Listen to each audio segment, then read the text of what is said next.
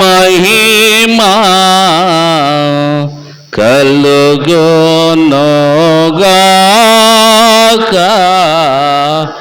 దేవునికి మహిమా కలుగునుగాక.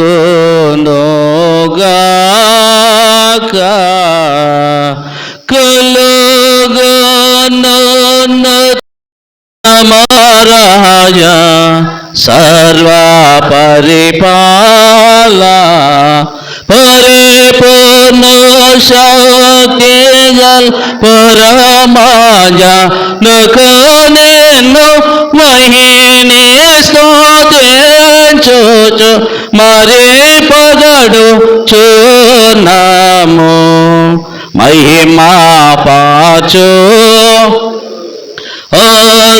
ఆరాధించు చున్నాము నిన్ను మహిమా తిశయ మదిగాలాంచెయోనేకు మహినిమా స్తుతి కృత నకానేచు చున్నాము ఏకాకుమా యేసు ప్రభువా యెహోవా తన లోక పాపము మోయు ఏకాందే ఉని గోరె పిల్లమ మురుకనిక నించుము చల్లగా లోక పాపము మోసుకపోవు యేసు రక్ష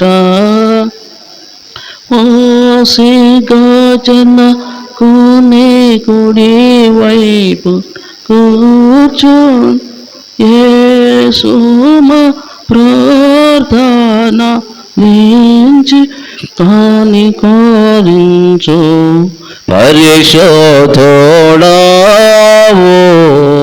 ప్రభుడవో నీవు ప్రభువైన క్రీస్తు పరిశోధాత్మతో తండ్రి అయినాదే ఉదయము పరిపూర్ణ మహిమాతో ప్రభాలోచనవెప్పుడు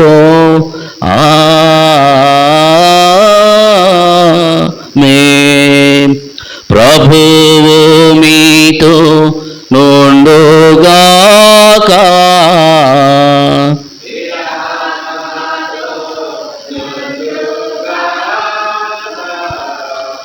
ప్రార్థింతము.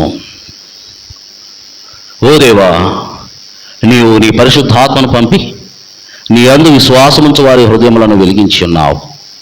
మేము ఆ ఆత్మమూలములనే సర్వ విషయములను సరైన రీతిని గ్రహించి ఆయన పరిశుద్ధమైన ఆదరణ యందు ఎల్లప్పుడూ ఆనందించినట్లను గ్రహించమని నీతోనూ పరిశుద్ధాత్మతోనూ సదాయక దేవుడై యుగములు జీవించుచూ పరిపాలించనుండు నీ కుమారుడు మా ప్రభువైన యేసుక్రీస్తు ద్వారా వేడుకొనుచు నాము తండ్రి, ఆమేన్. దయచేసి కూర్చోండి. పెంతెకోస్తు పండుగ ఆరాధన కొరకు ఏర్పాటు చేయబడిన లేఖన భాగంలో చదువుగా మనం విందాము. ఈ దినము కొరకు ఏర్పాటు చేయబడిన పాత నిబంధన గ్రంథ వాక్య భాగము ప్రవక్త అయిన హెస్కేలు రాసిన గ్రంథము 36వ అధ్యాయము 22వ వచనం నుండి 28వ వచనం వరకు.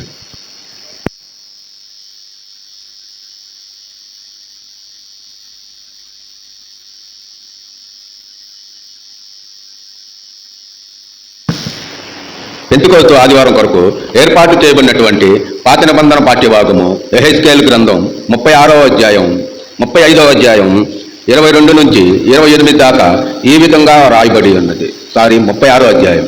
కాబట్టి ఇజ్రాయేలులకు ఈ మాట ప్రకటన చేయము. ప్రభువు యెహోవా సెలవిచ్చినదేమనగా, ఇజ్రాయేలీయులారా, మీ నిమిత్తం కాదు గాని అన్ని జనుల్లో మీ చేత దూషణ నొందిన నా పరిశుద్ధ నామము నిమిత్తము నేను చేయబో దానిని చేయుదును. అన్ని జనుల మధ్య మీరు దూషించిన నా ఘనమైన నామమును నేను పరిశుద్ధపరచుదును. వారి ఎదుట మీ యందు నేను నన్ను పరిశుద్ధపరచుకొనగా నేను ప్రభువుకు యెహోవానని వారు తెలుసుకొందురు. ఇదే ప్రభువుకు యెహోవా వాక్కు. నేను అన్ని జనులలో నుండి మిమ్మల్ని తోడుకొని ఆయా దేశములో నుండి సమకూర్చి మీ స్వదేశములోకి మిమ్మల్ని రప్పించెదను. మీ అపవిత్రత యావత్తు పోవునట్లు నేను మీ మీద శుద్ధ జలము చల్లుదును. మీ విగ్రహముల వలన మీకు కలిగిన అపవిత్రత అంతయు తీసివేసేదను. నూతన హృదయము మీకిచ్చేదను, నూతన స్వభావం మీకు కలుగు చేసేదను. రాతి గుండె మీలో నుండి తీసివేసి మాంసపు గుండెను మీకిచ్చేదను. నా ఆత్మను మీ యందుంచి నా కట్టడాలను అనుసరించు వారిని గాను, నా విధులను గైకొని వారు గాను మిమ్మ చేసేదను. నేను మీ పితరులకు ఇచ్చిన దేశములో మీరు నివసించెదరు. మీరు నా జనులై ఉందురు, నేను మీ దేవుడునై ఉందును. ఈ వాక్యము ఇంత పర్యంతం.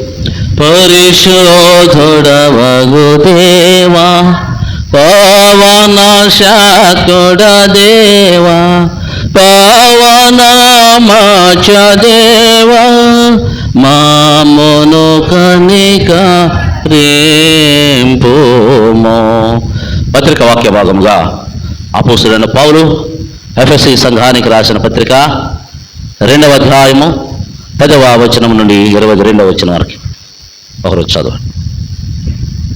ఎఫెసీ పత్రిక 2వ అధ్యాయం 10 నుండి 22 వచనాలు.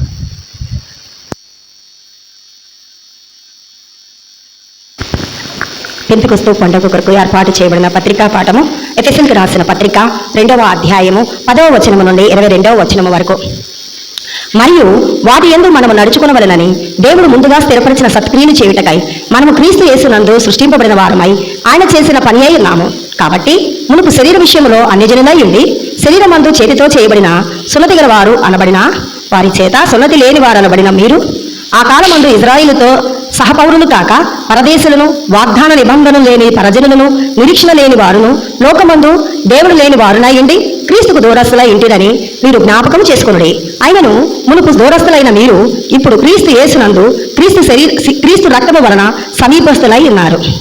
ఆయన మన సమాధానమై ఉండి మీకును మాకును ఉండిన ద్వేషమును అనగా విధిరూపకమైన ఆజ్ఞలు గల ధర్మశాస్త్రమును తన శరీరమందు కొట్టివేయుట చేత మధ్యగోడను పడగొట్టి మన ఉభయులను ఏకము చేసెను. ఇట్లు సంధి చేసు ఈ ఇద్దరినే తన యందు ఒక్క నూతన పురుషునిగా సృష్టించి తన శిలువ వలన ఆ ద్వేషమును సంహరించి దాని ద్వారా వీరిద్దరిని ఏక శరీరముగా చేసి దేవునితో సమాధానపరచవలనని ఇలాగు చేసెను గనుక ఆయనయే మనకు సమాధానకారకుడై ఉన్నాడు. మరియు ఆయన వచ్చి దూరస్తులైన మీకును సమీపస్తులైన వారికి సమాధాన సువార్తను ప్రకటించెను. ఆయన ద్వారానే మనము ఉభయులను ఒక్క ఆత్మ యందే తండ్రి సన్నిధికి చేరగలిగి ఉన్నాము. కాబట్టి మీరిక మీదట పరజనులను పరదేశులనై ఉండక పరిశుద్ధులతో ఏకపటనస్థులను దేవుని ఇంటివారునై ఉన్నారు. క్రీస్తు యేసే ముఖ్యమైన మూలరాయై ఉండగా అపొస్తలులను ప్రవక్తలను వేసిన పునాది మీద మీరు కట్టబడి ఉన్నారు. ప్రతి కట్టడమును ఆయనలో చక్కగా అమర్చబడి ప్రభువునందు పరిశుద్ధమైన దేవాలయముటకు వృద్ధి పొందుచున్నది. ఆయనలో మీరు కూడా ఆత్మమూలముగా దేవునికి నివాస స్థలమై ఉండుటకు కట్టబడుచున్నారు. ఈ వాక్యం ఇంత పర్యంతము. హల్లెలూయా, హల్లెలూయా, హల్లెలూయా. ఈ దినం కొరకు ఏర్పాటు చేయబడిన సువార్త వాక్యభాగము పరిశుద్ధుడైన యోహాను రాసిన సువార్త 14వ అధ్యాయం 15వ వచనం నుండి 21వ వచనం వరకు.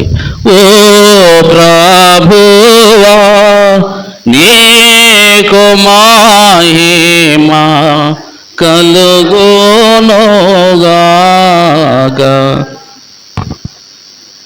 యోహాను సువార్త 14వ అధ్యాయము 15వ వచనం నుంచి. నా నామము మీరు నన్నేమి అడిగినను నేను చేతును. మీరు నన్ను ప్రేమించిన ఎడల నా ఆజ్ఞలను గైకొందురు. నేను తండ్రిని వేడుకొందును. మీ యొద్ద ఎల్లప్పుడూ నుండుటకై ఆయన వేరొక ఆదరణకర్తను అనగా సత్యస్వరూపి యగు ఆత్మను మీకు అనుగ్రహించుచున్నాను. లోకము ఆయనను చూడదు, ఆయనను ఎరగదు కనుక ఆయనను పొందనేరదు. మీరు ఆయనను ఎరుగుదురు. ఆయన మీతో కూడా నివసించును, మీలో ఉండును. మిమ్మును అనాథులుగా విడవను. మీరు మీ యొద్దకు వత్తును. కొంతకాలమైన తరువాత లోకము నన్ను మరి ఎన్నడనూ చూడదు. అయితే మీరు నన్ను చూతురు. నేను జీవించుచున్నాను గనుక మీరును జీవించురు. నేను నా తండ్రి యొద్దను, మీరు నా యొద్దను, నేను మీ యొద్దను ఉన్నానని ఆ దినము మీరు ఎరుగుదరు. నా ఆజ్ఞలను అంగీకరించి వాటిని గైకొనువాడే నన్ను ప్రేమించువాడు. నన్ను ప్రేమించువాడు నా తండ్రి వలన ప్రేమింపబడును. నేనును వానిని ప్రేమించి వానికి నన్ను కనపరచుకొందునని చెప్పాను. ఈ వాక్యం ఎంత పర్యంతం. ఓ క్రీస్తు నీకు స్తోత్రము కలుగునుగా. మనందరం కలిసి అపోస్తలుల విశ్వాస ప్రమాణమును ఒప్పుకుందాము. భూమి ఆకాశములను సృజించిన సర్వశక్తి గల తండ్రి అయిన దేవుని నమ్ముచున్నాను. ఆయన ఏకకుమారుడు మన ప్రభువు యేసుక్రీస్తును నమ్ముచు ఉన్నాను. ఈయన పరిశుద్ధాత్మల గర్భమును ధరింపబడి కనైన మరియకు పుట్టి పొంది పిలాతు అధికారం క్రింద శ్రమపడి సిలువేయబడి చనిపోయి సమాధి ఇచ్చేవనని అదృశ్య లోకంలో దిగిన నీవు చనిపోయిన వారిలో నుండి 3వ దినమున లేచి పరలోకమునకెక్కి సర్వశక్తి గల తండ్రి ఒక దేవుని కుడి చేతి వైపున కూర్చొని ఉన్నాడని సజీవులకు మృతులకు తీర్పు చేయటకు అక్కడి నుండి వచ్చిన నీవు నమ్ముచూ ఉన్నాను. పరిశుద్ధాత్మ నమ్ముచూ ఉన్నాను. పరిశుద్ధ క్రైస్తవ సంఘముకు పరిశుద్ధుల సహవాసం పాప క్షమాపణయు శరీర పునరుద్ధానం నిత్య జీవమును ఉన్నవని నమ్ముచూ ఉన్నాను. ఆమె దయచేసి కూర్చోండి. మనందరం కలిసి 243వ పాట పరిశుద్ధాత్మను గోరుము జీవమా యేసు. పరిశుద్ధాత్మ సహాయము కొరకు వేడుకోలుకై మరి వాక్యంలో ప్రవేశించే ముందుగా 243 పరిశుద్ధాత్మను గోరుము. పరిశుద్ధాత్మను గోరుము జీవమా యేసు ప్రభుని పేరట వేడుము. జీవమా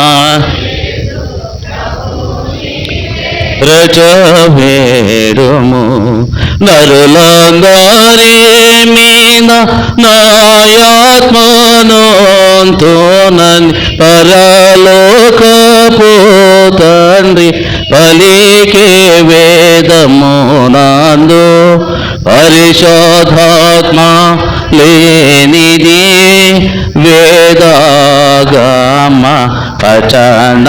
పఠనము గాదది. వేదాగమ పఠనము గాదది. నిరచి కాటేంట సర్కులో వెదకు రేతి పల్మరు వెదకే నను నిరధకమైపోవును వేగా. పరిశుద్ధాత్మ లేనిది వర్షము లేని పైరుచ దాంబేయది. వర్షము పైరోచన బేయది. పరబోధకమోలవ హితమైన పనలోజి వరహితమోలై అనుభవమోగాని వయ్యుండు. పరిశుద్ధాత్మ లేనిది యేసు ప్రభుని ఎరుగోటెరుగుట గాదది. సో ప్రభుని ఎరుగోటెరుగుట గాదది. నరరూపొందాల్చి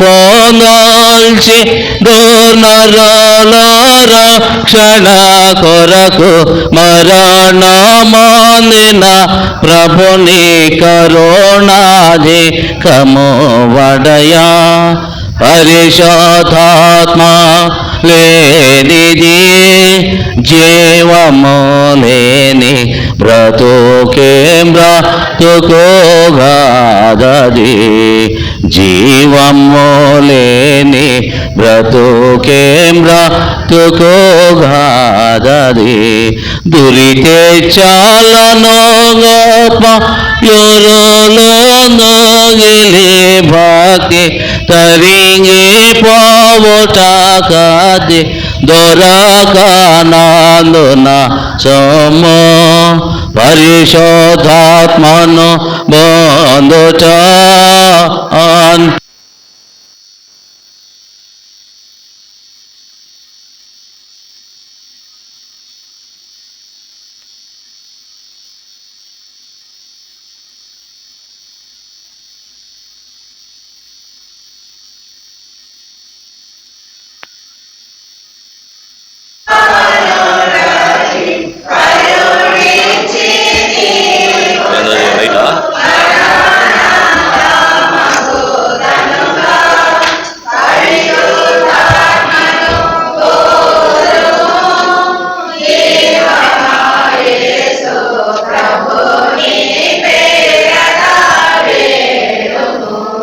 జీవమా యేసు ప్రభుని పేరట వేడుము. మన తండ్రి దేవునుడి ప్రభుని యేసుక్రీస్తుని కృపయు సమాధానం కలుగును గాక. ఆమె. దయచేసి కూర్చోండి. క్రీస్తునందు ప్రేమన దేవుని బిడ్డలారా, కూడి వచ్చిన మీ కెల్లెలకును మన ప్రభువును రక్షకుడైన యేసుక్రీస్తు నామములో ఈ పెంతెకోస్తు పండుగ ఆదివారపు శుభములు తెలియజేయచ్చు ఉన్నా. చిన్న ప్రార్థన చేసుకొని వాక్య ధ్యానంలో మనం ప్రవేశిద్దాం. ప్రార్థిద్దాము. మహాగణుడైన తండ్రి, కృపగలిగిన దేవ, మీ ఘనమైన నామాన్ని బట్టి వందనముల స్తుతులు స్తోత్ర.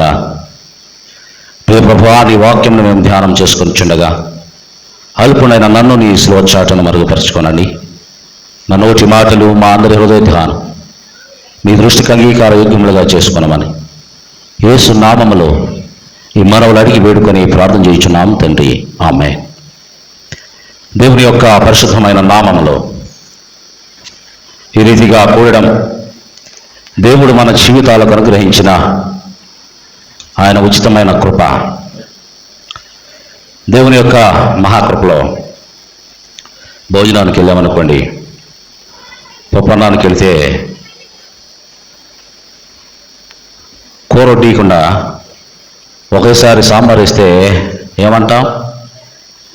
ఒకేసారి సాంబార్ వడ్డించారనుకోండి, ఎలా ఉంటుంది? పెట్టిళ్ళే అని అంటామా లేదా? అలాగే ఆరాధనలో కూడా ఆయనను ఆరాధించువారు ఆత్మతో, లూథరన్ ఆరాధన దేవుని ఆత్మతో నింపబడి దేవుని ఆత్మలో తన్మయింపజేయబడింది. ఆమేననే దాకా వస్తూనే ఉన్నారు. మరి దేవుడు ఏదన్నా కొంచెం 9 గొప్ప కార్యాలు చేశాడు అనుకోండి, 10ది చేయలేదనుకోండి, ఒప్పుకుంటామా? ఎంత నొచ్చుకుంటామో. మరి ఆరాధన ద్వారా మనము ఆత్మతో సత్యముతో ఆయనను ఆరాధించటాన్ని దేవుడు కోరుకుంటాడు.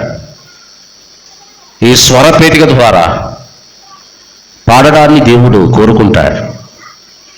కాబట్టి ఆరాధనతో దేవునిని, ఆయన సన్నిధిని మనం సిద్ధం చేయవలసిన వారమై ఉన్నాం.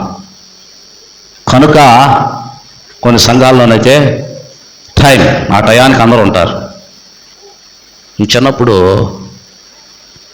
చిన్నతనంలో హై స్కూల్ చదివేటప్పుడు, ఎలిమెంటరీ స్కూల్ చదివి రోడ్డు సినిమాలు వేసేవాళ్ళు. ఏదన్నా కొంచెం సినిమాకి వెళ్ళే టయానికి ముందు పేర్లు వేసేవాళ్ళు. దానిలో పనిచేసిన వాళ్ళ పేర్లు, హీరో పేర్లు వేసిన తర్వాత ఆ పేర్లు అయినాక కనుక సినిమాకి వెళ్ళామనుకోండి, పక్కన వాళ్ళు అడిగేవాడు పిల్లలు, అరే ముందు దీనికంటే ముందేం జరిగింది కదా. ఆ రోజుల్లో ఈ పిచ్చి రోజులు కాబట్టి ఆ రోజుల్లో అది దీనికంటే పీకేవాడు అనమాట. పక్కన వాడు జోనకుండా పీకటం, ఏం జరిగిందో కదా. అంటే ఏంటి? ఆసక్తి, ఈ పిచ్చి, ఆ సినిమా పిచ్చి, దాన్ని కూర్చున్నటువంటి ఆసక్తి పిల్లల్ని ఏం చేసింది? ఆ చిన్నప్పుడు పిల్లలు ఉన్నప్పుడు అట్లా అడిగేవాడు, తెలియదుగా. కొద్దిసేపు 2-3 గంటలో షో ప్రదర్శించి డబ్బులు తీసుకుని వెళ్ళేదానికి అంత పిచ్చుంటే, ఆరాధనలో దేవుని ఆత్మచేత మనము నింపబడి దేవుని వరమును ఆస్వాదిస్తూ పరిశుద్ధాత్మ యందలి ఆనందాన్ని పొందుకునేటువంటి ఆరాధనలో నీవు గనక కొంచెం ఒక మాట కోల్పోయినా నీ జీవితంలో అసంపూర్ణమే కదా, అసంతృప్తే. కాబట్టి ఆరాధన సమయం శనివారం పెందలకాడ పడుకోండి. 10 గంటలకల్లా పడుకుంటే 5 గంటలకల్లా మెలకు వచ్చింది, 10 గంటలకు రెడీ అవ్వచ్చు. వంట కూడా పూర్తి చేసి, టిఫిన్ సెక్షన్ వంట అంతా పూర్తి చేసి 10 గంటలకి ఫ్రెష్ అప్ అయి రావచ్చు. అంతేగాని వాక్యం మొదలేసింది దాకా ఆరాధన అయిపోయినాక వస్తే, లూథరన్ వర్షిప్లో, ఆరాధనలో, సంఘంలో ఏది ప్రాధాన్యత అంటే ఆరాధనే ప్రాముఖ్యం. కాబట్టి ఆరాధన అయిపోయినా కూడా వస్తున్నారు మీకు నిండు వందనాల తల్లులు కాబట్టి వేల దండాల తల్లులు. దేవుని యొక్క మాటలు మనం జ్ఞాపకం చేసుకున్నట్లయితే ఈరోజు యోహాను సువార్తలో మనం చూసినట్లయితే ఆదరణకర్త పరిశుద్ధాత్మను గురించి ఈరోజు పెంతెకోస్తు పండుగ ఆరాధన. పస్కా పండుగ తరువాత వారముల పండుగ అని వస్తుంది. 7 వారాలకి వచ్చే పండుగ. పెంటా అనేటువంటి లాటిన్ పదానికి అర్థం ఏంటంటే 5, నంబర్ 5. కోస్ట్ అంటే 10. Number 10, 5 into 10 = 50. ఈ పెంతెకోస్తు పండుగ వాక్య భాగాలేమో పరిశుద్ధాత్మను గూర్చి ఆదరణకర్తను గూర్చేమో ప్రభు ఈ యోహాను సువార్తలో 14వ అధ్యాయంలో నేను వెళ్ళిన తర్వాత మీకు ఒక ఆదరణకర్తను ఒక పర్సన్, ఆ పర్సన్ నీ దగ్గర ఉంటాడు, ఆ వ్యక్తి నీ దగ్గర ఉంటాడు. కాబట్టి అనగా నేను తండ్రిని వేడుకొందును మీ వద్ద ఎల్లప్పుడూ ఉండుటకై వేరొక ఆదరణకర్తను అనగా సత్య స్వరూపియగు ఆత్మను మీకు అనుగ్రహించిన 16వ వచనంలో మనం చూస్తాను. ఉత్తరవాది నేను మీకు ఉంచుతా, లోకం ఆయన చూడదు, ఆయన ఎరుగదు గనక ఆయనను పొందనేరదు. మీరు ఆయనను ఎరుగుదురు, ఆయన మీలో కూడా నివసించును, మీలో ఉండును. ప్రియమైన వారలారా, ఈ మాటలు ఎప్పుడు నెరవేరినాయి అంటే అపోస్తలుల కార్యముల గ్రంథంలో పెంతెకోస్తు పండుగ ఆరాధనలో కదా మొదటి అధ్యాయంలో అనుభవాన్ని మనం చూస్తూ ఉన్నాం. ఇక్కడ మనం జ్ఞాపకం చేసుకున్నట్లయితే ద్వితీయోపదేశకాండంలో 16వ అధ్యాయం 10వ వచనంలో ఈ పెంతెకోస్తు పండుగను గురించి, వారముల పండుగను గురించి తెలియజేస్తా ఉన్నాడు. అయితే మొదటి శతాబ్దంలో ఈ పెంతెకోస్తు పండుగ దినాన ఆదరణకర్త ఆయన శిష్యులతో డైరెక్ట్గా ఆయన శిష్యులకు కనిపించి శిష్యులతో ఉండి శిష్యులలో ఉన్న అనుభవం. అక్కడ చూస్తే దేవుని యొక్క సువార్త ప్రారంభము లేదా క్రైస్తవ సంఘము పుట్టిన రోజు ఏమిటంటే పెంతెకోస్తు పండుగ రోజు. దేవుని యొక్క సువార్త పెంతెకోస్తు పండుగ రోజు అద్భుతముగా ప్రకటించబడినటువంటి అనుభవం మనం చూస్తున్నాం. కాబట్టి ఈ పండుగ మనకి దేనిని గుర్తు చేస్తా ఉందంటే మనందరము కూడా యూనిఫైయింగ్ స్పిరిట్. అక్కడ చూస్తే ఏకాత్మ అంటే ఏకము చేయబడడం. మన యొక్క స్పిరిట్ ఒకే స్పిరిట్తో, ఒకే మోటివ్తో, ఒకే ఆలోచనతో, ఒకే ఉద్దేశముతో మనము దేవుని ఆత్మ కలిగి ఉండడము చూస్తూ ఉన్నాం. అపోస్తలుల కార్యముల గ్రంథంలో 2వ అధ్యాయం మొదటి వచనంలో మనం చూసినట్లయితే గట్టి చదవడమా పెంతెకోస్తు పండుగ దినము అందరూ ఒక చోట కూడి ఉండిరి. మళ్ళీ 4వ వచనం, అందరూ పరిశుద్ధాత్మతో నింపబడిన వారై ఆ ఆత్మ వారికి వాక్శక్తి అనుగ్రహించిన కొలది అన్య భాషలతో మాట్లాడసాగిరి. అక్కడ చూస్తే యూనిఫైయింగ్ స్పిరిట్, ఒకే ఆత్మతో వారు నింపబడినప్పుడు అక్కడ చూస్తే అనేక భాషలు మాట్లాడినటువంటి వారు అక్కడ కూడి ఉండడం మనం చూస్తున్నాం. ఆయా ప్రజ అక్కడ కూడి ఉంటే వీరట మాట్లాడుతూ ఉంటే ఎవరి భాషలో వారికి దేవుని యొక్క సువార్త వెళ్ళిపోవచ్చు ఉన్నది. పరిశుద్ధాత్ముడు ఎవరికి అర్థమయ్యేటువంటి భాషలో వారిని ఆయన గతిస్తున్నట్లుగా, ఆయన బలపరుస్తున్నట్లుగా, ఆయన అక్కడ చూస్తే ఒక ప్రత్యేకిస్తున్నట్లుగా, వారికి ఆత్మాభిషేకాన్ని ఇస్తున్నట్లుగా, వారికి ఆత్మ బాప్తిస్తాన్ని ఇస్తున్నట్లుగా మనము చూస్తూ ఉన్నాము ప్రియమైన వారలారా. కాబట్టి ఇక్కడ మనం జ్ఞాపకం చేసుకున్నట్లయితే ప్రభువు మాట్లాడుతున్న మాటలవే.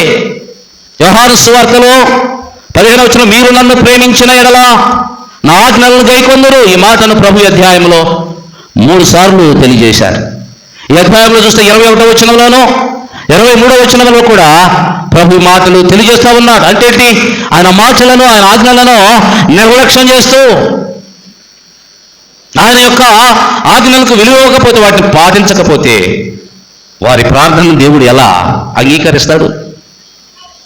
అక్కడ మనం చూసినట్లయితే ఆ ఆజ్ఞలను పాటించినటువంటి వ్యక్తి నేను ప్రభువును ప్రేమిస్తూ ఉన్నానని చెప్పేసి అంటే ఎలా నమ్మగలం? దేవుడిని నీవు ప్రేమిస్తూ ఉన్నావంటే దానికి రుజువు ఏమిటంటే మాటల్లో కాదు కానీ చేతలలో చూపించాలి. అక్కడ చూస్తే దేవుని యొక్క సన్నిధిలో కన్నీటితో అక్కడ చూస్తే చేతలలో చూపించడం ఏంటంటే కన్నీళ్ళు, ఉత్తర మనోభావాలు, ప్రేమను గురించినటువంటి జ్ఞానాలు కాదు. కానీ అక్కడ చూస్తే ప్రేమను గురించిన ఏదో కొత్తదనాన్ని వెతకటం కాదు, కానీ జ్ఞానాన్ని సంపాదించడం కాదు, కానీ దేవుని సన్నిధిలో విధేయత కలిగి ఉండడము. కాబట్టి కన్నీటి ప్రార్థన, దేవుని మాటలకు మనము స్పందించటం. మూడోది ఏంటంటే దేవుని యొక్క సన్నిధిలో మనము విధేయత కలిగినటువంటి వారముగా ఉన్నట్లయితే మనము క్రీస్తుని నిజముగా ప్రేమిస్తున్నటువంటి వారమై ఉన్నామనేటువంటి విషయాన్ని మనము గ్రహించుకోవాలి. ప్రభుని మనము ప్రేమిస్తున్న వారమైతే ఆయన మాటలను మనం గైకొనాలి. ఇదిగో నేను మీకు కృతజ్ఞతను ఇచ్చుచూ ఉన్నాను. ఏంటంట ప్రభు ఇచ్చినటువంటి కృతజ్ఞత ఏంటి? నిన్ను వలె నీ పొరుగు వారిని ప్రేమించు. నూతన నిబంధనాజ్ఞ ఇది, నూతన నిబంధనాజ్ఞ ఇది. నిన్ను వలె నీ పొరుగు వారిని ప్రేమించు. ప్రభు మాట్లాడుతున్న మాటలవే. యోహాను సువార్తికుడు ఆ మాటలు కూడా తెలియజేశాడు. క్రీస్తు అనుగ్రహించిన కృతజ్ఞ 16వ వచనంలో మనం చూస్తే క్రీస్తు ప్రభు యొక్క శిష్యులు ఆందోళన చెందకుండా ఉండడానికి ప్రభు వారితో మాట్లాడుతున్నటువంటి మాటలు ఇవే. అక్కడ మనం చూస్తే ప్రభువు ఆ శిష్యుల కొరకు, అలాగే ఆయన నమ్మినటువంటి మనలాంటి విశ్వాసుల కొరకు పరలోకపు తండ్రిని వేడుకోవడం మనం చూస్తూ ఉన్నాం. అంతేకాదు, ఏమంటే ఆదరణకర్త మీ కొరకు మీతో ఎల్లప్పుడూ ఉండులాగునా నేను ఆదరణకర్తను మీ దగ్గరకు పంపడానికి తండ్రిని వేడుకుంటూ ఉన్నాను. ఆదరణకర్త అనేటువంటి మాటకి అర్థం ఏంటంటే, ఈ గ్రీకు పదానికి సహాయపడేందుకు దగ్గరకు పిలువబడిన వాడు. మనకు సహాయం చేయడానికి మన దగ్గరకు పిలువబడినటువంటి వాడు తండ్రి సన్నిధి నుండి. ఇక్కడ మనం చూస్తే ఈ మాటకు సంబంధించినటువంటి విషయాలు సహజంగా చట్టానికి సంబంధించినటువంటి వ్యవహారాల్లో సహాయపడేటువంటి వాడు, లేదా ఒకరి పక్షముగా వాదించేటువంటి వ్యక్తి కదా. మనం చూస్తే లాయర్లు ఏం చేస్తారు? ఇక్కడ లాయర్లు ఉన్నారు కొందరు. పిటిషనర్ పక్షంగా వాళ్ళు ఏం చేస్తారు? వాదిస్తూ ఉంటారు. లాయర్స్ ఏం చేస్తారంటే వాదిస్తారు, న్యాయం జరగాలని వాదిస్తారు. ఈ ఆదరణకర్త అయితే తండ్రి సన్నిధిలో మన పక్షముగా ఆయన వేడుకుంటూ ఉన్నాడు. యేసుక్రీస్తు ప్రభు ఎలాగైతే ఆయన నిత్య యాజకుడిగా ఉండి మన కొరకు తండ్రిని వేడుకొనిచూ ఉన్నాడు, అలాగా ఆయన మన కొరకు, మనకి, ప్రభుకి, తండ్రికి, మనకి, వాళ్ళకి మధ్యవర్తిగా ఉండి మన నిమిత్తము విజ్ఞాపన చేసేటువంటి వాడిగా ఉన్నాడు. ఇక్కడ మనం జ్ఞాపకం చేసుకున్నట్లయితే లాయర్స్ అయితే తప్పునో ఒప్పునో భారాన్ని భుజాన్ని వేసుకోరు. ఆ కేసు యొక్క పాపాన్ని, భారాన్ని భుజాన్ని వేసుకుంటారా? వేసుకోరు. ఫీజు ఇస్తాం, ఫీజు తీసుకుంటారు, వాళ్ళు ఆర్గ్యూ చేస్తారు అంతవరకే. ఈ ఆదరణకర్త మాత్రం మన భారమంతా కూడా ఆయన వహిస్తూ ఉంటాడు. యేసువారు గనక సిలువలో మన పాప భారాన్ని ఆయన భుజాన వేసుకున్నాడు. లోక పాపములను ఆయన భుజాన వేసుకుంటే ఆయన అందమైన ఆ బంగారపు వన్య కలిగిన సుందరమైన ఆయన యొక్క దేహము, ఆయన ముఖము ఎట్ట మార్చబడింది? వికారముగా. మొహాన ఉమ్మేస్తే ఎట్టనిపిస్తుందో తెలుసుకుంటేనే ఒకలాంటి అసహ్యం వేస్తుంది. ముఖాన ఉమ్మి వేయడము, ముఖాన గుద్దటం, రెక్కటం, కొరడాలతో కొట్టడం, హింసించటం, అవమానించటం. ప్రేమిన వారిలారు మనం జ్ఞాపకం చేసుకున్నట్లయితే ఈ ఆదరణకర్త కూడా మనం చూస్తే న్యూ టెస్టమెంట్లో నీతి న్యాయాలకు, పాపానికి సంబంధించిన అన్ని విషయాల్లో విశ్వాసులకు సలహాలిచ్చే ఒక మిత్రుడులా వారికి బుద్ధి చెప్పుచు, సహాయపడుచు, విశ్వాసులను ఓదారుస్తూ ఉండేటువంటి వాడు, దేవుని ఎదుట వారికి ప్రతినిధిగా మాట్లాడేటువంటి వాడు. 17వ వచనంలో మనం చూస్తే ప్రేమిన వాళ్ళారా, లోకం ఆయన చూడదు, లోకమంతా ఆయన ఎరుగదు, కనుక ఆయన లోకము పొందనేరదు. మీరు ఆయన ఎరుగుదురు, మీలో కూడా నివసించును, మీలో ఉండును. మీతో నివసిస్తాడు, మీలో ఉంటాడు.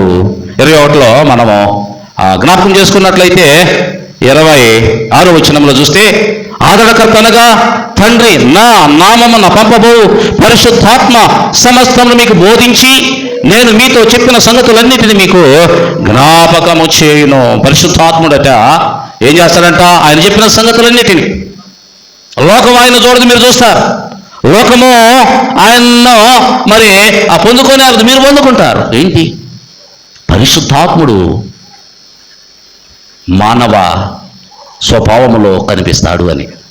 ఒక మనిషిగా మనతో ఉంటాడట, మనలో ఉంటాడంట, ఆత్మగా మనతో ఉంటాడంట, ఆయన శక్తిగా. పరిశుద్ధాత్ముడు ఎప్పుడు మనిషిగా కనిపిస్తాడంటే ఈ శరీరంతో కనపడు. మహిమా పరిశుద్ధాత్ముడు మహిమా దేహంతో మహిమగా కనిపిస్తాడు. పరిశుద్ధాత్ముడు మనతో ఎలా ఉంటాడంటే, మనం ఆయన స్తుతులు చేసి దేవుని సన్నిధిలో మోకరించి ప్రార్థిస్తూ ఉండగా, దేవా ఇదిగో నీ బలముతో నింపు, నీ ఆత్మ బలముతో, నీ ఆత్మశక్తితో నింపయని ఆయనకు హల్లెలూయా అని స్తుతులు చెల్లిస్తూ ఆయన మహిమపరుస్తూ ఘనపరుస్తున్న టైంలో నీవు బాగా ప్రార్థిస్తూ ఉంటా, ఆయన ఫలము నీ మీదికి దిగి వస్తుంది. నేను చాలాసార్లు అనుభవం, చాలాసార్లు బాధేసినప్పుడు, కొంచెం ఇబ్బంది వచ్చినప్పుడు, ఒక విషయాన్ని ఛేదించాలనుకున్నప్పుడు, ఆనందపడాలనుకున్నప్పుడు, దేవునిలో ఆనందించాలనుకున్నప్పుడు, ఒక చోట కూటానికి వెళ్ళాలనుకున్నప్పుడు రోజు ప్రార్థన చేసేవాడిని. అలా ప్రార్థిస్తూ ఉంటే ఆయన బలము చేత నింపబడిన అనుభవాలు ఎన్నో కోకొల్లలు నా జీవితం. పడుకున్న తర్వాత లేదా ప్రార్థనలో లేచే సమయంలో తెల్లని కళ్ళు మూసుకుంటే తెల్లని వెలుగు ద్వారా, మహిమ ద్వారా ప్రభు పరిశుద్ధాత్ముడు మనలను దర్శిస్తాడు. కళ్ళు మూసుకుంటే చీకటి ఉండకూడదు. ఈ అనుభవం ప్రార్థనలో విశ్వాసులైన వారికి నా అనుభవాన్ని మీతో షేర్ చేసుకుంటున్నా. ప్రార్థనలో ఎక్కువ గడిపేటప్పుడు మొదట మనకి ప్రార్థనలో ఒక చుక్కల్లాగా ఆకాశంలో స్టార్స్ లాగా వస్తాయి. తరువాత స్టారు అలా అలా అలా అలా అలా ఎక్స్టెండ్ అవుతా ఉంటుంది. ప్రార్థనలో అనుభవం అది ప్రియమైన వాళ్ళారా. ఆ ఎక్స్టెండ్ అవుతా అలా అలా అలా ఉన్న అనుభవము నిన్ను ఎక్కడ తీసుకుని వెళ్ళిందంటే, కళ్ళు మూసుకుంటే వెలుగు తప్ప చీకటి ఉండదు.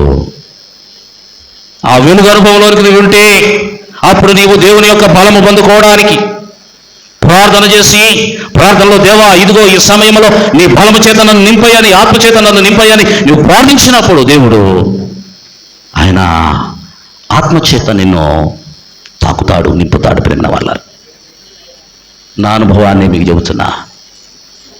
ప్రేమ వాళ్ళ దేవుని సన్నిధిలో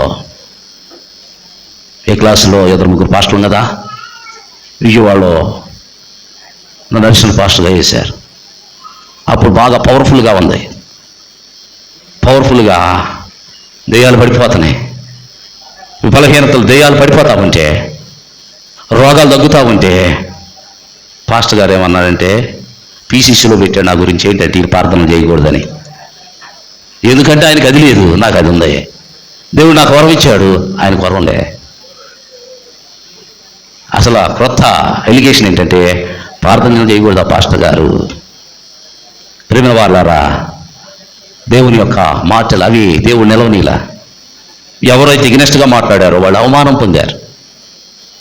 దేవుని యొక్క మాటలు మనం జ్ఞాపకం చేసుకోవాలి. క్రైస్తవ విశ్వాసిగా నీ జీవితంలో నీకు ప్రార్థనలో ఆసక్తి ఉండాలి. ఆసక్తికరమైనటువంటి ప్రార్థన ఉన్నప్పుడు ఆత్మాభిషేకము పొందిన దైవజనునికి నువ్వు ప్రార్థన చేసేది లేదు కూడా తెలిసిపోదు. చాలామందికి ప్రార్థన చేస్తూ ఉంటే దేవుడు వారిని బలపరుస్తున్న అనుభవము నాకుంటుంది. ఉన్నా అదేదో మొహాన్ని చెబుతాను నేను. అందుకని దేవుని యొక్క మాటలు మనం జ్ఞాపకం చేసుకోవాలి. పరిశుద్ధుడు, పరిశుద్ధాత్మదేవుడు మనలను బలపరిచేటువంటి వాడిగా, ఆయన ఆదరణకర్తగా. మరొక ఆదరణకర్తను అంటాడు కదా ప్రభు. మరొక ఆదరణకర్త అంటే అప్పటి వరకు ఎవరంట? యేసువారే ఆదరణకర్త. వీళ్ళకి శిష్యులకు యేసువారే ఆదరణకర్తగా ఉన్నా కాబట్టి ఆయన వెలుచు ఆయన స్థానములో మరొక ఆదరణకర్తనగా సత్య స్వరూపియగు ఆత్మ, సత్య స్వరూపియగు ఆత్మ మీలో. ఇక్కడ మనం జ్ఞాపకం చేసుకున్నట్లయితే ప్రభు లాంటి మరొక వ్యక్తిని ఆయన ఉంచుతూ ఉన్నాడు. ఆయనే పరిశుద్ధాత్మ. విశ్వాసులకు దివ్య స్నేహితుడు పరిశుద్ధాత్ముడు. ఈయన ఎప్పటి వరకు ఉంటాడంటే ప్రభు తిరిగి వచ్చే వరకు. పరలోకములో కూడా కదా, తండ్రి కుమార పరిశుద్ధాత్మ నామములో. పరిశుద్ధాత్ముడు చేసేటువంటి పనులు ఏమిటంటే ఆయన అన్య భాషలతో మనలను మాట్లాడిస్తాడు కదా. ఇందాక చదివిన వాక్య భాగంలో అదే కొరింథీ సంఘానికి రాసిన మొదటి ఉత్తరంలో 12వ అధ్యాయం 10వ వచనంలో కూడా వారు భాషలతో మాట్లాడడం, ప్రవచించడం మనం చూస్తూ ఉన్నాం. రెండవది పరిశుద్ధాత్ముడట 15వ అధ్యాయం అపోస్తల కార్యముల గ్రంథంలో 15:29 కనుక మనం చూస్తే అక్కడ మాట్లాడుతున్న మాటలు విగ్రహములకు అర్పించినటువంటి వాటి విషయంలో మాట్లాడుతూ ఉన్నాడు. నేమును పరిశుద్ధాత్ముడును ఒప్పుకోవడం లేదని మాట్లాడతాడు కదా. అంటే ఏంటి?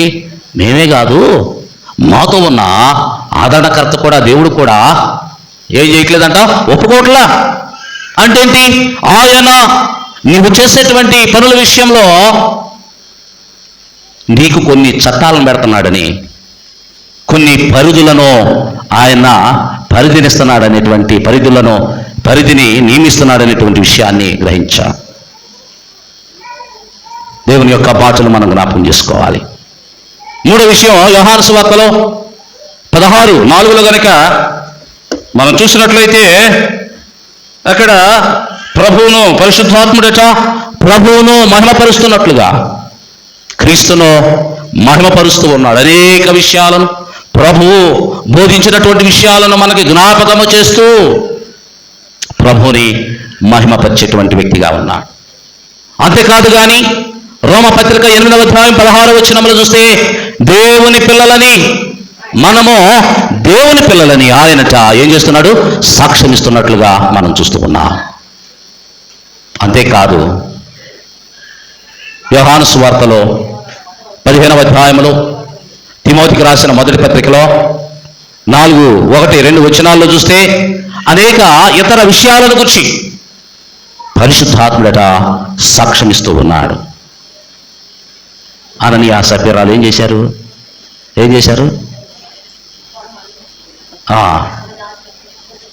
ఓకే. ఎలీషా ప్రవక్త దగ్గర ఇంకో ప్రవక్త శిష్యుడు ఎవరైనా, ఆయన ఏం చేశాడు? నయమాన్ దగ్గరికి వెళ్ళి అప్పుడు దేవుని ఆత్మ కదా, ఎలీషా ప్రవక్త దగ్గర ఉన్న పరిశుద్ధాత్ముడు నీతో రాలేదా అని మాట్లాడితే పేతురు అంటాడు, ఇదిగో ఇంతకే అమ్మారా అంటే ఏమంటారు వీళ్ళు? అవునై మేము ఇంతకే అమ్మాం. ముందే ఉన్నా దేవుని సన్నిధిలో కార్యాలు చూసినప్పుడేమో ఇవ్వాలి ఓకే దేవునికి మొత్తం కూడా దైవార్పితం అన్నారు. తరువాత దేవునికి ఇచ్చే సమయానికి వచ్చేసరికి ఏమైంది? వాళ్ళకి వ్యసనం వచ్చేసింది కదా, వ్యసనం వచ్చేసింది, ఆశ పుట్టింది. ప్రియమైన వారలారా, ఒప్పుకున్న కానుక దానిలో తగ్గించకూడదు. మనం ఒకవేళ దేవునికి ఇవ్వకుండా దాచిపెట్టుకుంటే ఏమైతుంది? సిలి సంచిలో వేసినట్లే.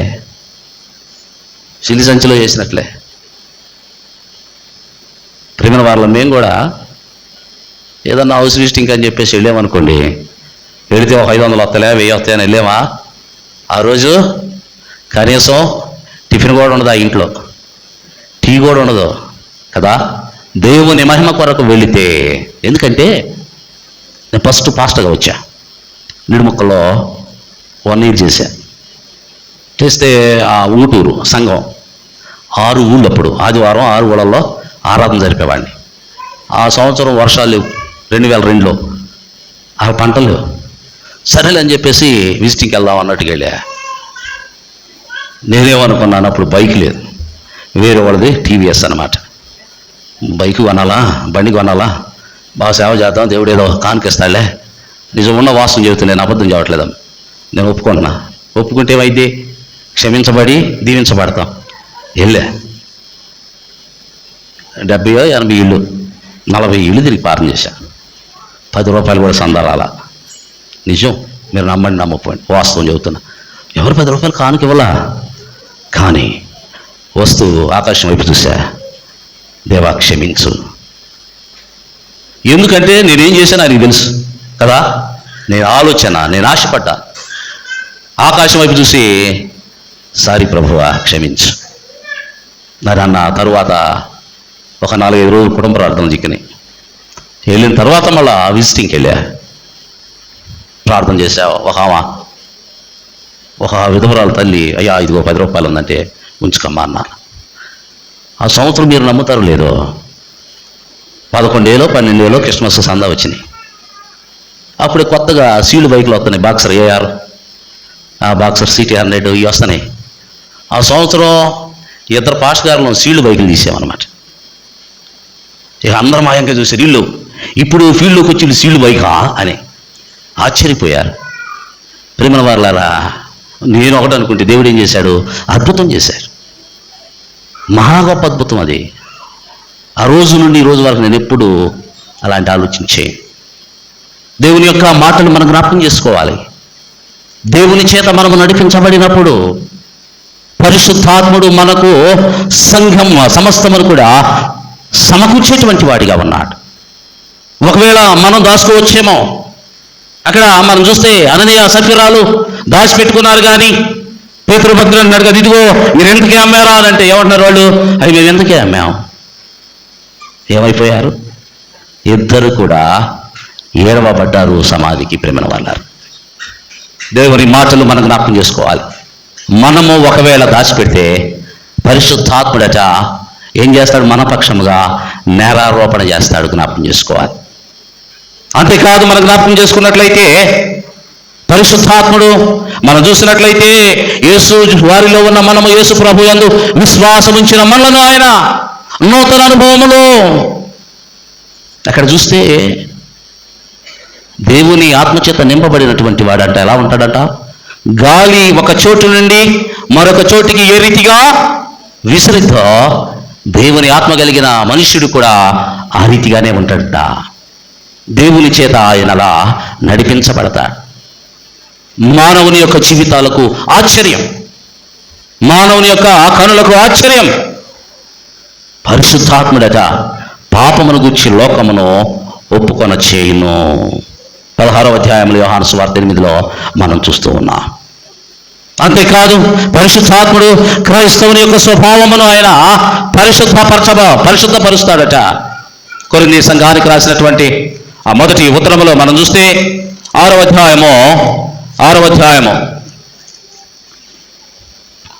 11వ వచనం మనం చూస్తే, మీలో కొందరు అట్టివారై ఉండిరి గాని ప్రభువైన యేసుక్రీస్తు నామమునను మన దేవుని ఆత్మయందును మీరు కడుగబడి పరిశుద్ధపరచబడిన వారై నీతిమంతులుగా తీర్చబడితిరి. 2 రకాల శుద్ధి మనకుంది. ఏంటంట, మొదటి శుద్ధి ఏమో నీటితోనైతే, రెండవ శుద్ధి పరిశుద్ధాత్మ బాప్తిసము ద్వారా దేవుని ఆత్మచేత మనము నింపబడడం వల్ల మనమట శుద్ధులుగా చేయబడుచు ఉన్నాము. అంతేకాదు కానీ క్రీస్తు వారిని, క్రైస్తవులకు రక్షణను దృఢపరిచేటువంటి వాడు, మనము పొందినటువంటి రక్షణలో మనలను బలపరిచేటువంటి వాడు ఈ ఆదరణకర్త అయినటువంటి పరిశుద్ధాత్ముడు. 8వ అధ్యాయంలో రోమపత్రికలో మనం చూస్తూ ఉన్నాం. అక్కడ మనం చూస్తే క్రీస్తు రక్తంలో కడగబడిన క్రైస్తవులమైనటువంటి మనలో నివసించి మనలను సర్వసత్యములోనికి నడిపించేటువంటి వాడు పరిశుద్ధాత్ముడు.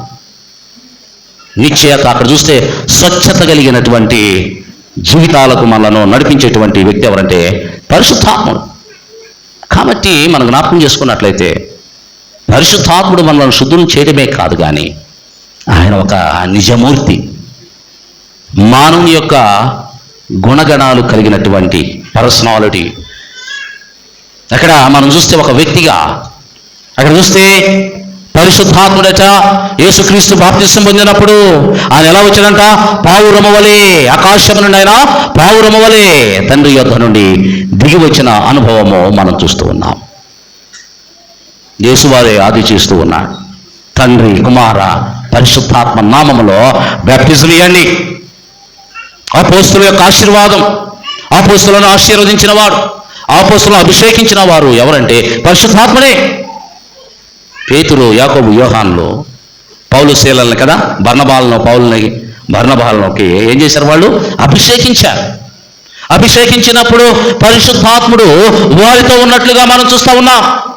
పరిశుద్ధాత్మాభిషేకము వారి మీదికి వచ్చినప్పుడు పౌలు, బర్నబాలు అక్కడ మనం చూస్తే ప్రార్థన చేసినప్పుడు పరిశుద్ధాత్ముడు వీరు వెళ్ళబోయేటువంటి స్థలములో పరిచర్యను గురించి బోధిస్తూ ఉన్నాడు. ముందుగానే వారికి అక్కడ కలిగే శ్రమలు, శోధనల గురించి కూడా ఆయన తెలియజేస్తున్నటువంటి అనుభవం. అందుకని ఆయన అంటాడు కదా పౌలు, ఇదిగో ప్రతి పట్టణంలో ఆయన మాకు బోధిస్తూ ఉన్నాడు, తెలియజేస్తూ ఉన్నాడు. ఈరోజు క్రైస్తవ సంఘము ఏదో నామక లేదా ఒక ట్రెడిషనల్గా ఒక సాంప్రదాయముగా క్రీస్తు వారిని మనము ఆరాధిస్తూ ఉంటే మనము దేవునిని మోసం చేసిన వారమేమో, లేదా దేవుని శక్తిని అనుభవించినటువంటి వెనుకబడినటువంటి వారముగా మనం ఉన్నామేమో జ్ఞాపకం చేసుకోవాలి.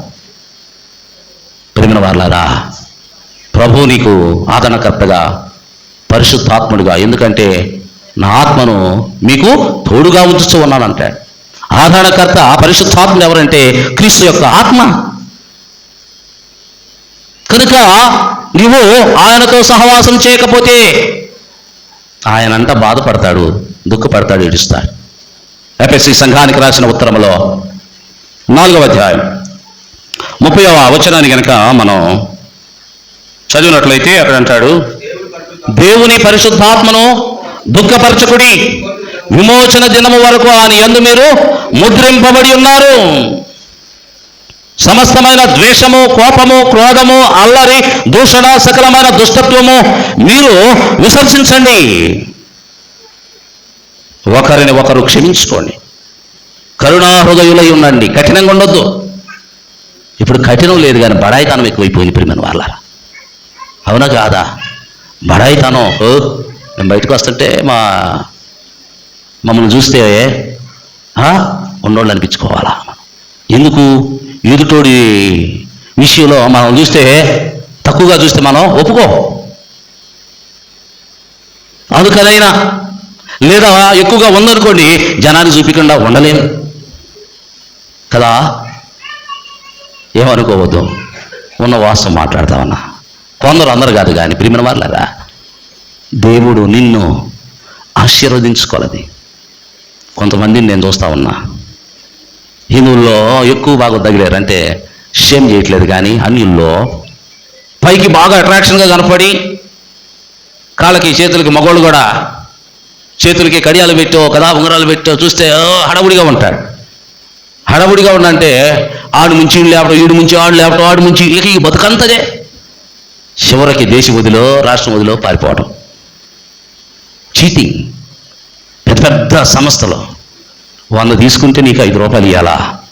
ఏమండి, 5 రూపాయలు ఆడితే చెప్తాడు, నువ్వెట్లా నమ్ముతావు? క్రైస్తవ పాస్టర్లు కూడా 100 ఇస్తే 50 ఇస్తారంట. 50 ఇస్తే 100 ఇవ్వడం కదా. 10,000 కడితే మీకు 20,000. అట్లా అలా చేసి 200 కోట్లు సంపాదించిన తర్వాత వాళ్ళు ఆడేశారు. ఎందుకని? వాడి నుంచి లేపడం, వీడి నుంచి లేపడం, ఇదేగా బిజినెస్. పాస్టర్, దైవ సేవకుల్ని జైల్లో పడేశారు. ఏమండి, ఎంత మంచి వాక్యం చెబుతాడు ఆయన. ఆయన జైల్లోకి వెళ్ళి చెప్పకూడదని వచ్చారు. అక్కడ మనం చూస్తే ప్రియమైన వాళ్ళ మళ్ళీ పైగా డబ్బులు బయటకు తీసినప్పుడు అంట సాతానని ఆ డబ్బును కాలుతో దొక్కిచ్చేవాడట ఆ పాస్టర్ గారు. మరి 200 కోట్లు ఎందుకు దోసుకున్నాడు అంటే, ఏది నిన్ను పడవేస్తుందో జ్ఞాపకం చేసుకోవాలి. దేవుడు దాన్ని కాదు కోరుకుంటుంది. దేవుడు ప్రేమ కలిగి ఉండాలని, ఒకరిని ఒకరము క్షమించుకునే గుణం ఉండాలని, క్రైస్తవ సంఘములో ఏక హృదయము, ఏకాత్మ కలిగినటువంటి వారముగా పరిశుద్ధాత్ముడు నీకు ఏదైతే సెలవిస్తూ ఉన్నాడో, అపోస్తల కార్యముల గ్రంథంలో మనం చూస్తే 14వ అధ్యాయం 16వ వచనంలో దేవుని యొక్క మాటలు కనుక మనం చూస్తే 16వ వచనంలో అంటాడు కదా, 14 నేనే తప్పు తీశాను, చదవండి.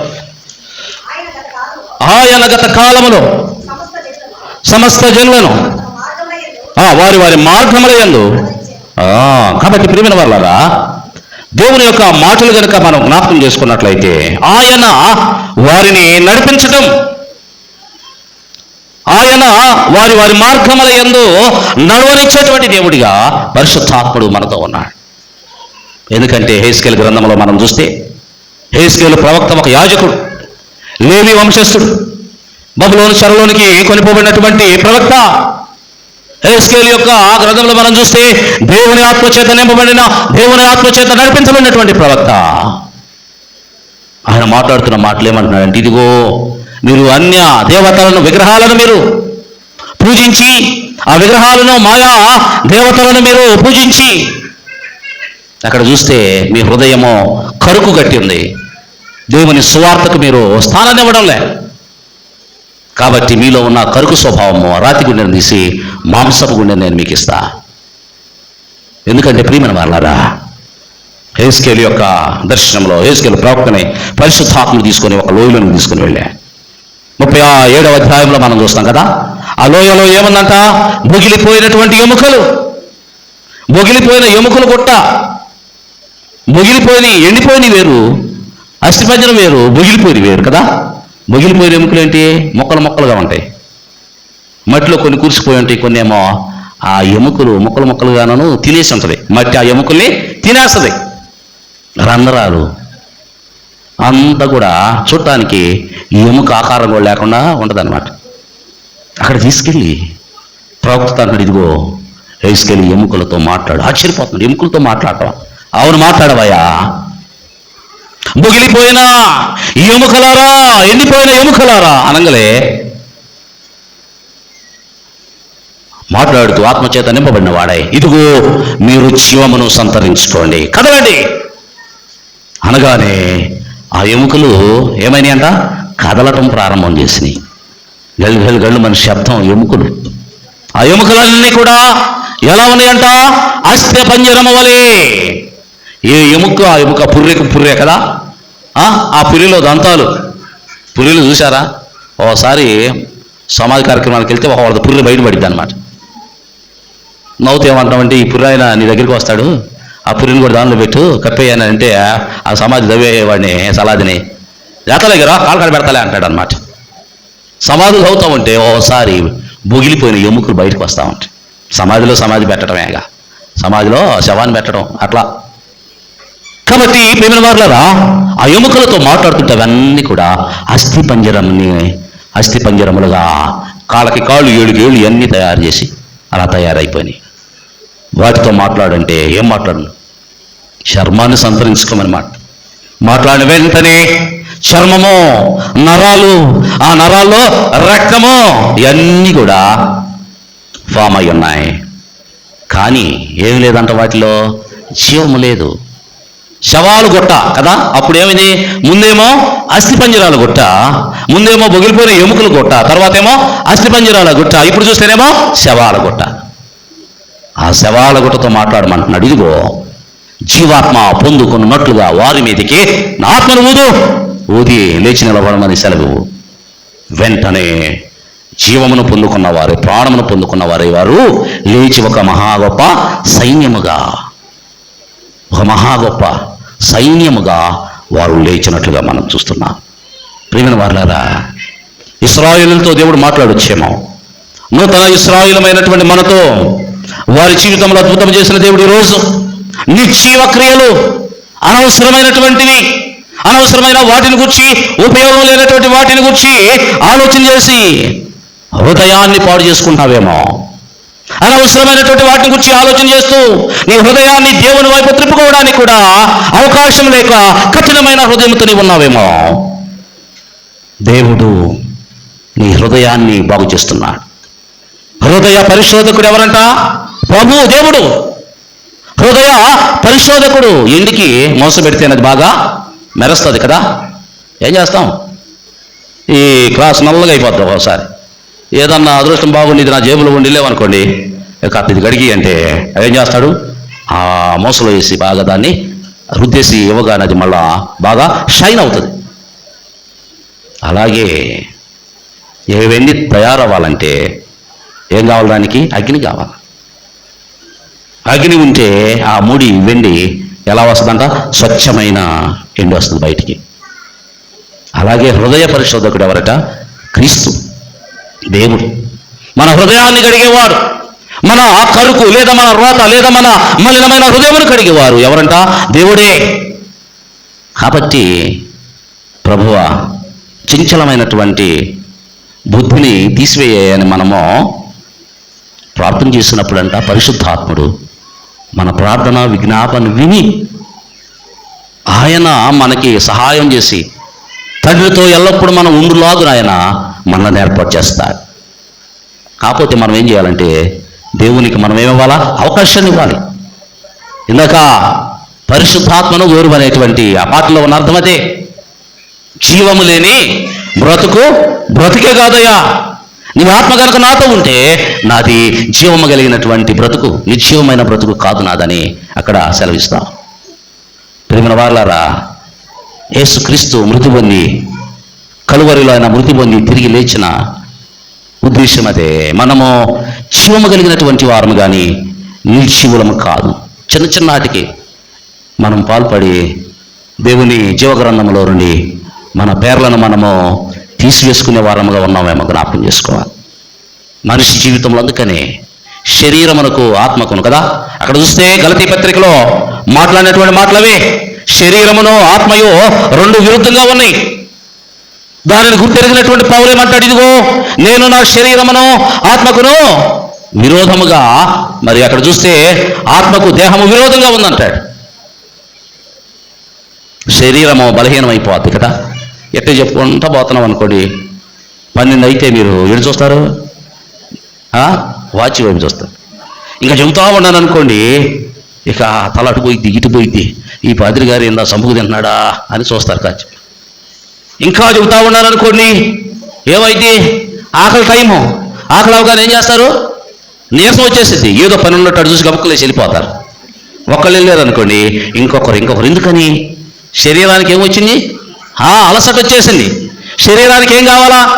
7 అవగానే, 7 అయితే ఏం కావాలా? లేవగానే ఏం కావాలా? దీనికి లేవగానే మంచి కాఫీయో టీయో కావాలి. బ్రష్ చేసామనుకోండి, ఏం కావాలా? బ్రేక్ఫాస్ట్ కావాలి, టిఫిన్ కావాలి. 1 గంట అయిందనుకోండి, ఏం కావాలా? లంచ్ కావాలి. ఈ మధ్య ఇది కోరుకున్నప్పుడు ఏం కావాలా? ఈ సీజనల్గా ముంజిలో మామిడికాయో కదా, ఏదో ఒకటి అవసరం అవుతా ఉంటుంది. ఏదో ఒకటి తింటా నోరు ఆడతానే పని చేసుకుంటానే ఉంటారు. 3 అయిందనుకోండి, ఏం కావాలా? మళ్ళా చాయ్ కావాలా, మంచి చాయ్ కావాలా, లేకపోతే బిస్కెట్ ఏదో కావాలి కదా. ఈవినింగ్కి మళ్ళా డిన్నర్ కావాలి. శరీరానికి ఏమి లేకపోతే ఏమైంది? బలహీనమైపోతుంది. శరీరము బలహీనము, ఆత్మ బలము కలిగింది. శరీరమేమో మృతతుల్యమో చచ్చిపోద్ది, ఆత్మ చనిపోదు. ఆత్మ ఎప్పుడు చచ్చిద్ది? చెప్పాం అమ్మ, పోయినసారి చెప్పినట్టున్నావు. ఒకసారి అబద్ధం ఆడితే దెబ్బకి సస్తావు అని చెప్పేసి ఒక జోక్ ఉండేది కదా. అబద్ధం ఆడితే దెబ్బకి సస్తావు అంటారు. అబద్ధం ఆడితే ఏం చచ్చిద్దంట? ఆత్మ చనిపోద్ది, ఆత్మ మారిపోద్ది. ఈ ఆత్మ ఎప్పుడు చచ్చిపోద్దంటే రెండవ రాకడలో ప్రభు యొక్క తీర్పులో ఆత్మను చంపువారు ఎవరంట? దేవుడు. మనం లేగిసిన కాడి నుంచి ఒకళ్ళ నోటి ఒక్కటి కూడా నిజం రాదు. పాదిరి గారులో కూడా ఉన్నారు, చెప్పనిచ్చి అరే నీ దండం పెడతా పోరా, ఎందుకని అలా నిజమనా అని చెప్పేసి ఒట్టేసి అబద్ధం చెబుతాడు. ప్రార్థన చేసి అబద్ధం ఆడతాం. ప్రార్థన చేసి అబద్ధం ఆడేటువంటి వారి యొక్క జీవితము ఏమైతే మంచి బోధ చేసినా కానీ ఆత్మ ఏమైపోద్ది? నిత్యాగ్నికి ఆహుతైపోద్ది. ప్రియమైన వాళ్ళ అందుకనే శరీర క్రియలను గురించి గలతీ పత్రికలో పౌలు భక్తుడు తెలియజేశారు.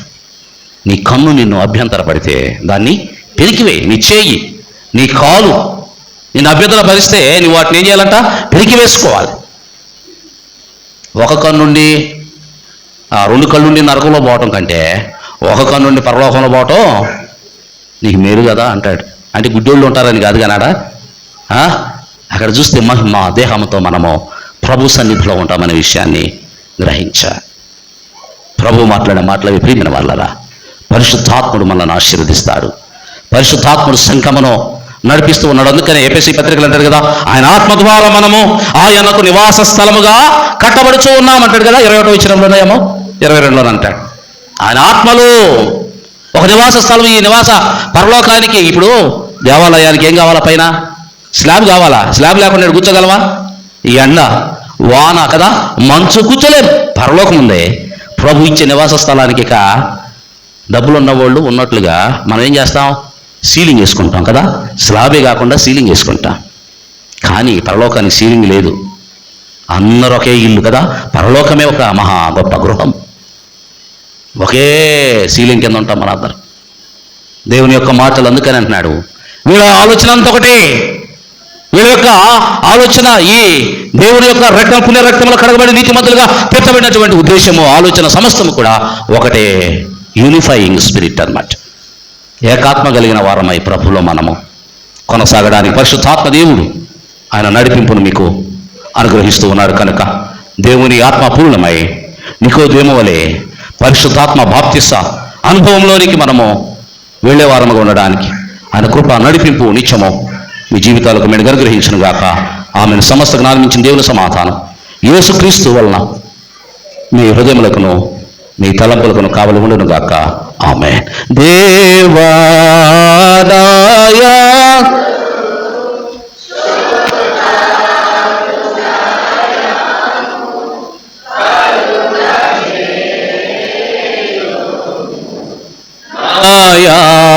తరంగములో